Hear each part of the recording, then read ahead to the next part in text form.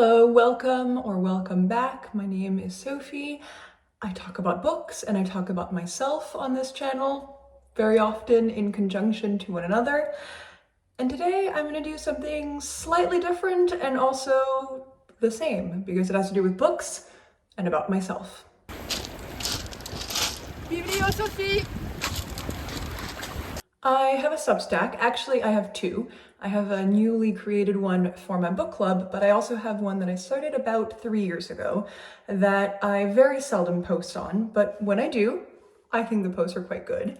And yesterday I came across a post that I wrote just over 2 years ago about having started a YouTube channel. I wrote this post at the end of March 2022.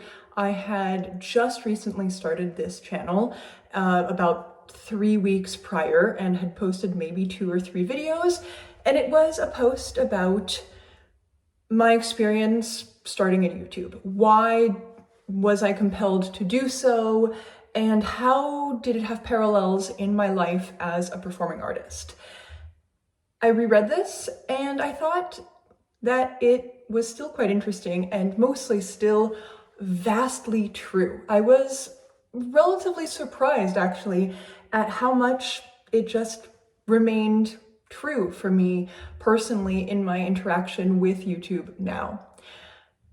So I realized this is a very self-referential Ouroboros of a thing. At the beginning of that essay, I mentioned the fact that it's very synergistic, that I am using one social media platform to talk about another social media platform, and now we are coming full circle because I'm going to read for you this little essay about having started a YouTube that I posted on my Substack 2 years ago, and I'm going to share it with you on the YouTube that I am writing about. We are just very, very circular. I don't know if this is self-indulgent or if it's interesting. I think, as with most things online, it's both. Look at me. I started a new YouTube account to talk about books. I don't mention it here merely as part of a grand synergistic effort, but as a sort of admission.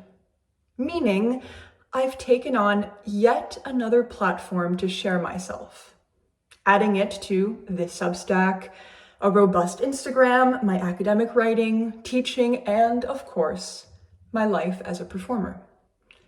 So many chances to impress and seduce, to interest, to inspire.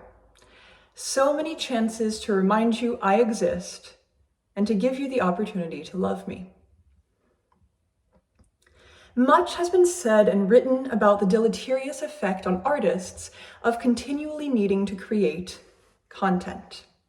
The need to balance individual work and creativity with a public output and social front isn't a new phenomenon, but the attention mill is generally faster and hungrier.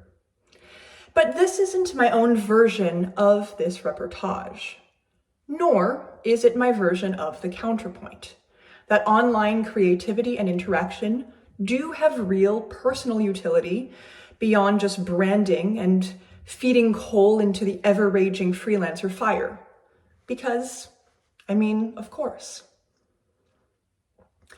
My reason for beginning yet another stream of contact is nestled comfortably in both camps. Do I want to talk about books to my phone out of some frantic desire for people to remember I exist? Some compulsion to tell them about these fetish objects I love so much and the words contained therein? Absolutely. But do I derive genuine pleasure from filming and sharing those videos? I think so. BookTube, videos of users' reviews of recently read books, their thoughts on upcoming releases, lists of their favorites around a theme, etc., has been my frequent companion in the past year and a half, most typically atop my upright piano as background noise during long hours spent learning and practicing new music. The content is formulaic enough not to require my full attention, but interesting enough to distract me from the loneliness and frustration that practicing can entail. Most YouTubers in the genre spend a majority of their videos just talking head-on to their camera, holding up a book every so often. I look up to see a face that's gotten increasingly familiar over the months, and perhaps jot down a title that piques my interest. Then I go back to Schoenberg and Ravel. I admit I started my own channel earlier this month out of some sense of feeling left out. I could talk about books for 10 to 30 minutes a few times a month. I talk about books all the time. That second part is key. I am always ready to talk about books. The topic excites and distracts me. It seems easy and evergreen, especially in situations made more strenuous or fraught for me by a recurring social unease and fear of alienation.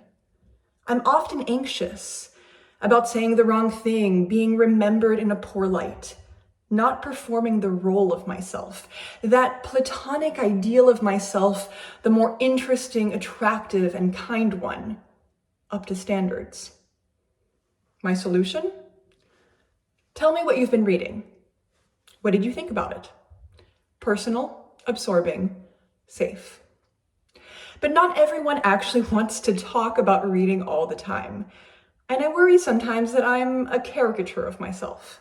So I figured, let the people choose. I'll talk about the books I read, and you can listen when it suits you, if it suits you. There's the sticky wicket, of course. I've formed my very own book club, one composed of myself, da sola, and the entirety of the internet. And I care if you listen. I care what you think of my curation and opinions.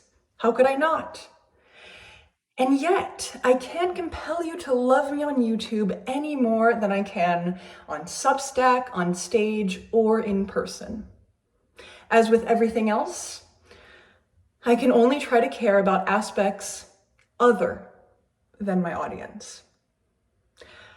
The unsurprising and immediate upshot of choosing to film myself talking about books is that I've had to articulate my thoughts on them more than I sometimes allow myself to do. Because of the constraints of the medium, I've had to distill books to short summaries and verbalize considered opinions in a few sentences. In Suppose a Sentence, 2020, Brian Dillon states that the, quote, constraint of composing 300-word book reviews for Time Out London taught him how to write, quote, how to maximize style, thought, and range of reference in a piece of writing that would end up, on the printed page, about the size of a bus ticket, end quote. I've certainly not mastered spoken concision yet, and perhaps never will, but I will probably get better. I've given myself the task of having opinions, which itself requires some deeper interaction with a work, and to voice them publicly, to boot. But I'm also doing this within a genre that allows for me to be imperfect in how I formulate my reflections. I do redo segments and edit out gaffes, but quite honestly, I don't have the time or energy to make a flawless product. I'm good at talking about books, but there isn't too much on the line. And that's a rare and lovely equilibrium that I'll try to remember. It's also worth noting that those things in which I take the most pride also tend to be, ironically, but also perfectly logically, those which I'm least fretful of having an audience for. I can relax into knowing I deserve one, knowing they will probably respect my work. And most of all, I can take the most joy in that work on my own terms, regardless of others' attention or praise. It's a simple solution to the problem, if not inherently easy by virtue of its simplicity.